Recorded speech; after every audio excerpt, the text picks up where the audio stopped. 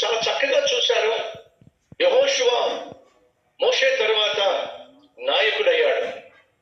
అలా నాయకుడైనటువంటి యెహోషువలో మనం కామన్ గా చూస్తున్నటువంటి లక్షణం ఏమిటంటే ఉదయమునే లేవడం. ఈ లక్షణం ఎవరి దగ్గర యెహోషువ చూశాడో తెలుసా మీకు? చెప్పండి. నిర్గమకాండము 24వ అధ్యాయము 4వ వచనం. మరియు మోషే యెహోవా మాటలన్నిటినీ వ్రాసి ఉదయమందు లేచి ఆ కొండ దిగువన బలిపీఠమును ఇశ్రాయేలు 12 గోత్రములు చొప్పున 12 స్తంభములకు కట్టి. ఎప్పుడు లేచాడట మోషే? ఎప్పుడు లేచాడు? ఉదయమునే లేచాడు. 34వ అధ్యాయం 4వ వచనం.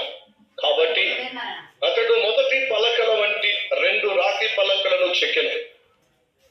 మోషే తనకు యెహోవా ఆజ్ఞాపించినట్లు ఉదయమందు పెద్దలక్కడనే లేచి.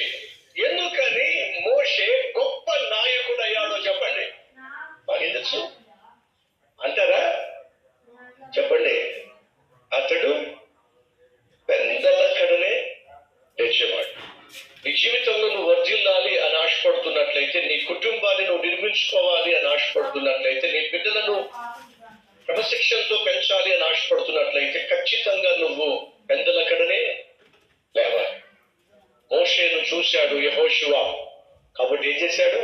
పెద్దలక్కడనే లేవడం అలవాటు చేసుకున్నాడు. 24వ అధ్యాయంలో 4వ వచనంలో పెద్దలక్కడనే మోషే లేచాడు.